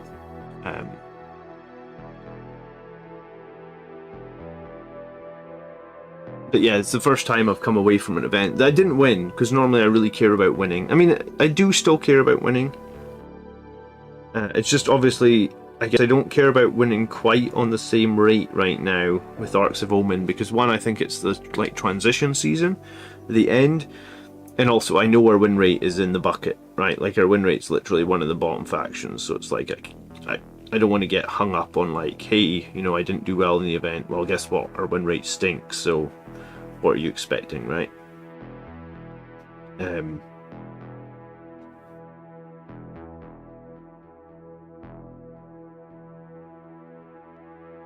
But yeah, so that's how I felt. It was such a fun list. I'm so sad I'm not gonna get to play it again. I think the only thing I would change is I was gonna lose the Quake bolts and put Armor Indomitus back on my captain, because situationally the Quake bolts, I didn't need them as much. Didn't need them nearly as much as just having Gilliam in there with the reroll ones. And there was a couple of games where my captain got sniped off, and if I'd had Armor Indomitus, I think he would have lived.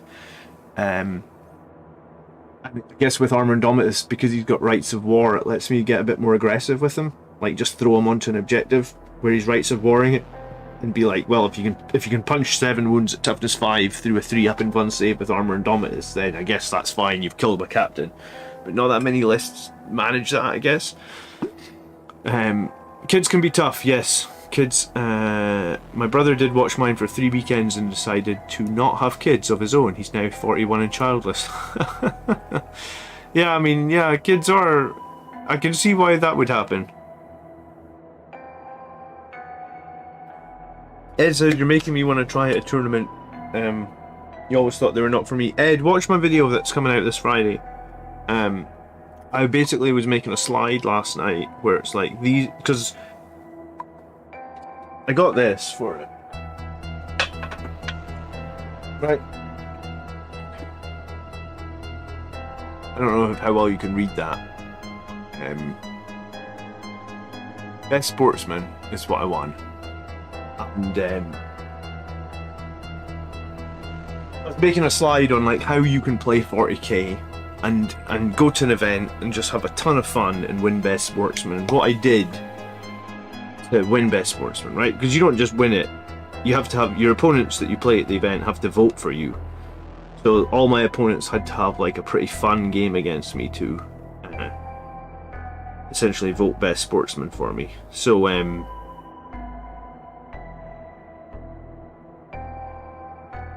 yeah, there's like a bit in my video that I'm going to put out on Friday that I'm going to just talk about how I think I won Best Sportsman, or what I did.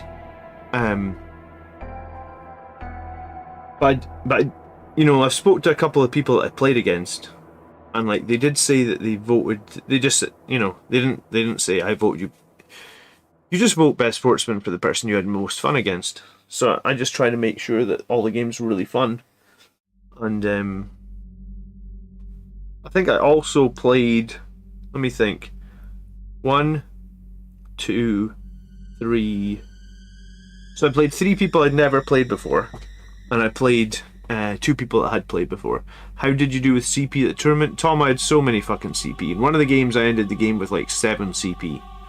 And I was blowing CP left, right, and crazy. I basically had two-way... I started on 5, and then I had my Voidsman that in one game gave me like 3 or 4 CP back. So in one of the games, I had like 19 CP. How often do you do things like magnetize in case the new edition will change things? If it's a unit that has lots of weapon options, or if it's an if it's a dreadnought, I have, like, for example, I have, in the last year or so, I guess I've bought, what, like, maybe not the last year, in the last 5 years probably, I've bought 5 dreadnoughts, maybe 7, maybe 8, something like that, and they're all magnetized. Recently got the Gladiator Reaper, it's magnetized. Recently got a Storm Speeder, it's magnetized. So every vehicle that I own, that I've got in the last 5 years, has basically been magnetized. Infantry don't magnetize nearly as much, but I definitely feel like you should. I was in the process last year. I'll give you an example. I was doing 10 Vanguard veterans, and I was doing 3 with Thunderhammers, 3 with Power Fists, 3 with Chain Swords, and I think the Sergeant with a Relic Blade or something like that. So I just finished doing 10 of them, and then that's when Lightning Claw, Vanguard Veteran, Storm Shield meta hit, and then I just had to go out and buy another 10 and do 10 more. And the 10 more that I did a Lightning Claw on all of them, but I also magnetized like half of them. Didn't magnetize all of them, because I mean magnetizing all of them I guess is quite a bit of work, but I magnetized like half of them. So like half of them have, I didn't do any alternative options. I just made sure that the Lightning Claw arm and the Storm Shield arm were magnetized in half of them, because I was like, if this shit changes again, I don't want to have to paint another 10 Vanguard vets or whatnot. So if you have the time, if you're not in a huge rush, if it's a unit that you typically can have multiple weapon options, then I probably would say if you kind of... The thing you do by magnetizing is you save yourself time in the future, and you save yourself money in the future. If time and money in the future are not an issue, then I guess just go ahead and knock them out. Or if you're confident that you don't care about being super competitive and you're going to be happy enough, go ahead and knock them out. That would be my advice. I usually always come back to squads later and be like, I want this squad to now be in my competitive list, so I'm annoyed and I should have magnetized it. It's funny how your favourite list is a Guilliman list. It is and it isn't, right? Like, I had a really fun list when our Codex first came out. When our Codex first came out, I had a list that was arguably probably... That would have been my favourite list, probably, because it did 19 wins in a row. It beat everybody's army. Like, I played it on stream for 19 weeks in a row and never lost. And only lost basically when the list had to change because points costs changed and new codexes came out and stuff. And that was probably my most favourite list, but I think that was like... Remember, I started the channel during COVID, so I never got a chance to take that list to a tournament. I don't think there was any tournament. I think it was the tail end of like 2020, because I remember at one point we had to take a break from live streaming as well, because like new regulations came in here where you weren't allowed to socialize again because of COVID. So like I never got to take that. That was my favourite list probably. I would say that this is a fun list. This isn't typically a competitive list with Guilliman, right? Like, it's competitive-ish. It's not like a highly competitive list, and I think there's a difference between building a list for fun and building a list to be highly competitive. And I always end up becoming too competitive for my own good. It's the way I've always been, right? Like I want to compete. I put too much pressure on myself, and then I end up not enjoying it because I've put so much pressure on myself. So I always go too hard on the competitive front. It's just the nature of of who I am. Like, for example, like, trying to think, like, I used to play like some video games, still do occasionally, but if you said to me like, do you want to play unranked, I'd be like, no, I'm not interested. I want to play competitive ranked play, or I'm not interested. So it's just the Guilliman list straight off the bat. Like, if you're going to put Guilliman in a Blood Angels list, you're probably not trying to be ultra competitive, right? You may be trying to have, maybe trying to have a shitload of fun, but you're not trying to be ultra competitive. And that's probably where I landed on, and that's probably why I've enjoyed the Arcs of Omen season way more than I thought I would. I thought it was just like this throwaway season where like all the rules are a bit weird and strategic reserves are dumb and whatever you want to call it. But I've kind of just tried to embrace the fun recently. Because if I'm not having fun, then why am I bothering, right? And when you're on a 45% win rate and you're going to event after event realizing that you're on a really low win rate, and you're going to have to play your absolute damnedest to get 90 points, and it won't even matter because the other armies can just score 100 without trying. I guess that's where frustration would come in for me. So I'm just trying to have fun at the moment. And I am having more fun than I've had in a while, I guess. I was speaking to Brett actually today and saying to him, like, I really need to figure out what my second army is. And he was like, you don't, because the rumour is that Blood Angels are going to get that refresh, and what will probably happen is Blood Angels will probably end up being super strong in 10th, because you've had the refresh, you've got all the new characters, everything will be golden, and you won't even need to be thinking about a new army. You'll just play Blood Angels, which are they're my pride and joy. How do Voidsmen get you CP back? Behind enemy lines.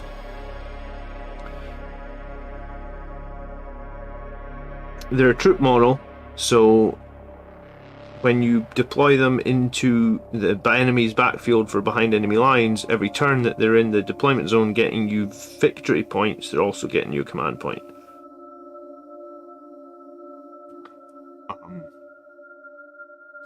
I magnetised hammers for the Death Company, but I got so annoyed with how fiddly it all was and glued on their left arms, so I guess I might need to buy new models.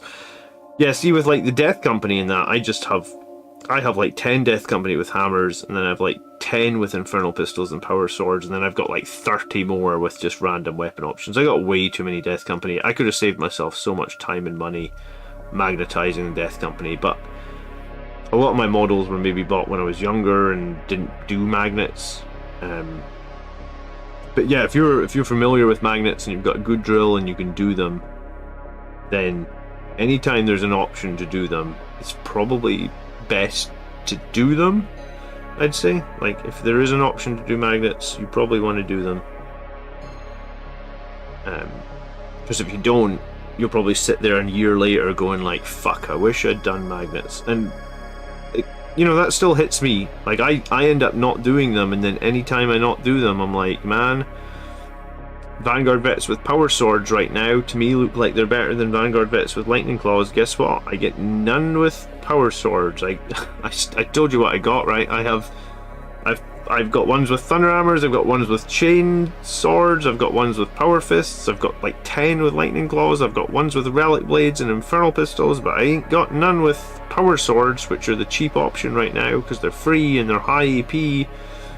And if I was going to run Vanguard vets right now, I'd probably run them all Storm Shields power swords. But that's just it. That's just the way the cookie crumbles.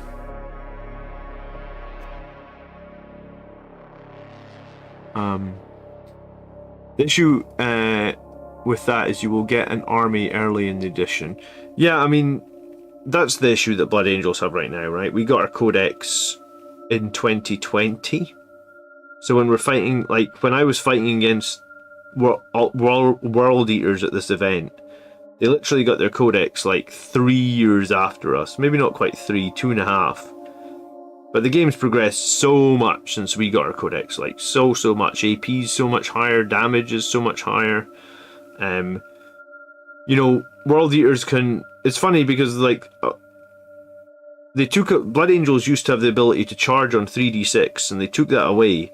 And then it's like, They took it away, I think, because they were trying to balance Blood Angels, or they were trying to maybe balance some of the rules at the start of 9th edition, and then it's like, oh, World Eaters, they have a way to charge on 3d6, and they can move in turn 1 11 inches. Sorry, they can pre-game move 11 inches, then they can move another 11 inches, then they can charge on 3d6. They can do the 22-inch pre-game move on, or turn 1 move on 2 units, and then all their 8-bound can deep strike in turn 1 as well. There's strategic reserves who can come in turn 1. I forget the name of the rule, but like, World Eaters are on you. Like, they're on you like a rash in turn 1. Like, it's just like, holy shit, they're everywhere. Like, you all, like, I deployed a unit, like, well, this unit that I'm actually painting, this unit of Incursors basically just got deployed to stop their deep strike in turn 1. And I knew that I was probably going to lose the infiltrators because, you know, if you deploy them forward, you're going to lose them. I was actually thinking, like, I'll just transhuman them and I'll try my best to keep them alive. But, you know, they took away some of those rules from Blood Angels, and then, like, 2 years later, it's just like, oh, we're going to give this other faction all these really strong rules, and it's just like, okay, cool. What about our rules that you took away? So yeah, I mean, I think it's just interesting. Like, the end of this season of 40k has been interesting. But it's not been bad. It's been better than I thought it was going to be. I've got like just maybe 10 more minutes tonight, guys. I've been feeling really tired the last couple of days. Like I said, my kids have been anything but easy, so I'm gonna paint for like 5-10 more minutes and then head off. If anyone's got any questions that they really want answered, now would be the time to put them in. Obviously you can also leave questions on comments on the YouTube channel as well. What's funny is the 3d6 for World Eaters doesn't even cost CP, it's Blood Tithe points. I think they have a way that they can do it with CP as well though, right? I'm pretty sure they can pay 1 CP to charge on a 3d6. But I mean, it's cool that they can do it in Blood Tithe points. I actually didn't know they could do it in Blood Tithe points. I thought it was just a strat. I also think World Eaters, I also think World Eaters fight on death for 1 CP with any core unit is crazy obnoxious. Like, that just gives them so much tradability with us. It's like, it's already a hard matchup, and that just makes the matchup like infinitely harder. Carter, thank you so much for coming in with the gifted sub. It's been a little while, Carter. How you doing, brother? You well?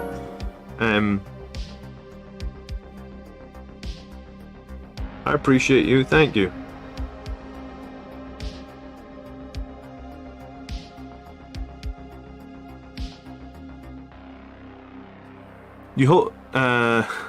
Last time we talked, Carter, you were doing like a 14-day fast or something. Did you manage it? How did that go? I don't know how anyone can fast for 14 days. I fucking couldn't. I can't even fast for like 14 minutes. I'm always snacking.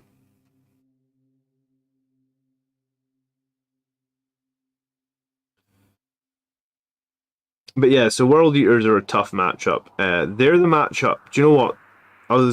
I took a bunch of photos from the event. I was going to talk about the different games.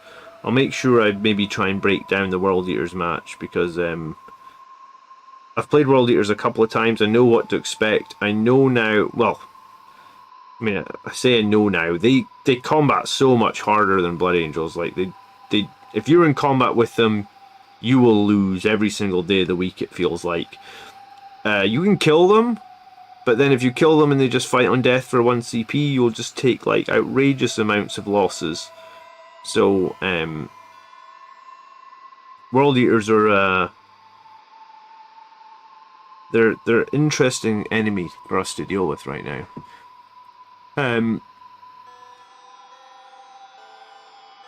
Oh bollocks, my daughter's not in her bed. I missed that. Where is she?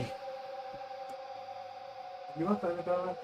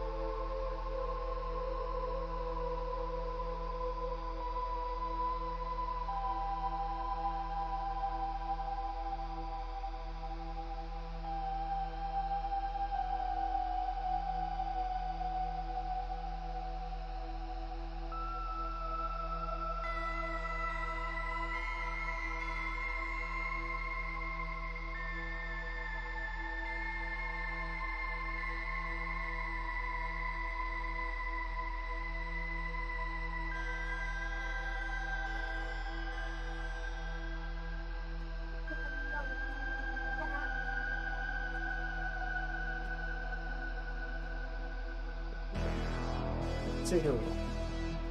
Don't spill the water. Hey! Can you wave to Daddy's camera? Say hello. Are you gonna go back to bed?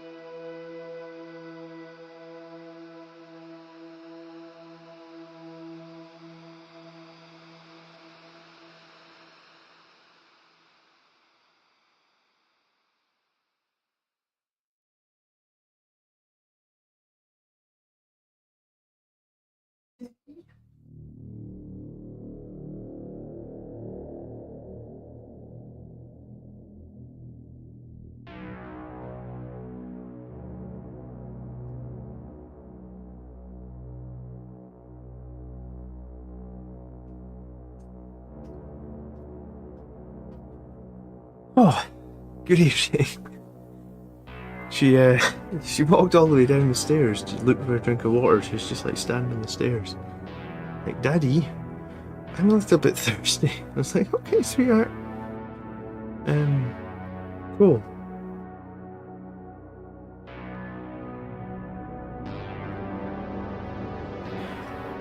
One day she'll play Warhammer, I feel like.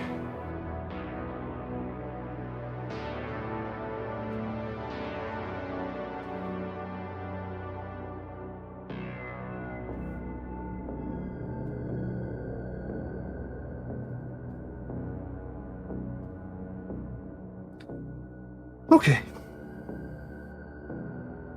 Good timing, though. I will go and get her ready to go back to sleep. I was about to finish anyway. These guys. I mean, they're a bit messy now. But I'll come back to them with the original red paint, and we'll tidy up all these. And then it'll just be the helmets, I think. Oh, I gotta wash all the metallics. So helmets, metallics.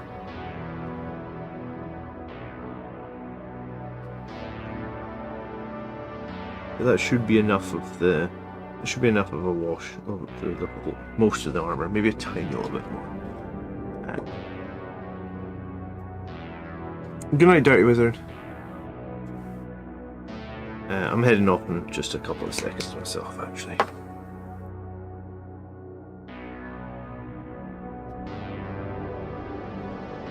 It's been so long because I broke my arm. It's been like 6 months since I actually finished a unit of models.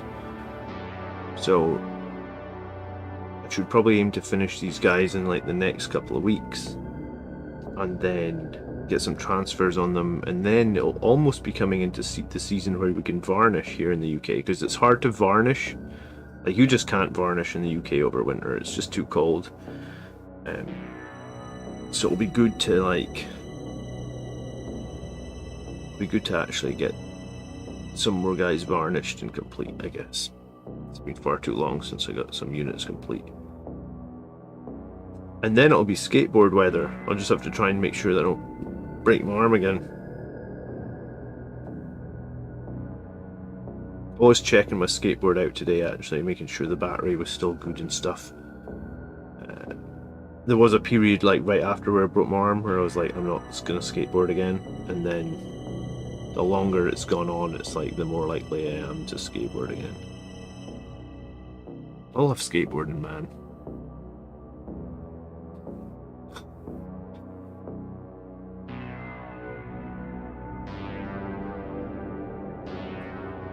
I did buy a new skateboard, like over Christmas, while my arm was broken, Carter.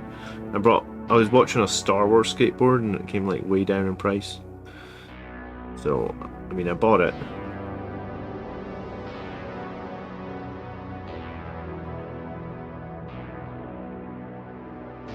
I'm going to do a video as well at some point of skateboards. Alright. I think I'm happy enough. Definitely going to need a lot of tidying up on these washes, but yeah, we got the wash done on all 5. It took like 2 hours, but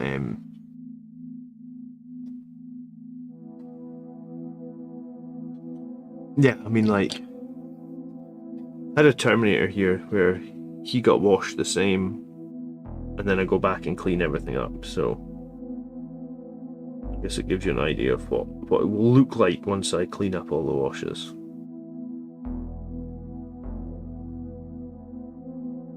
Alright guys, thank you so much for watching tonight. I'll be back on Friday for a tactics video. I might be live before then, I don't know.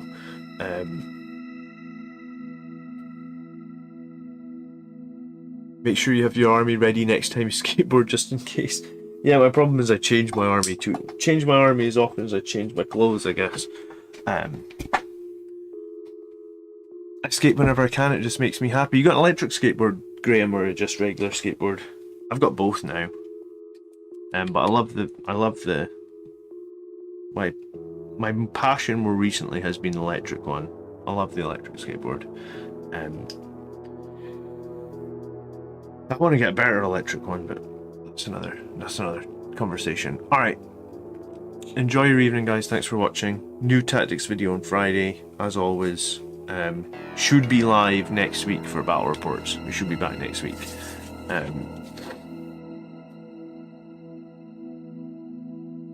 I'll catch you guys the next. Peace.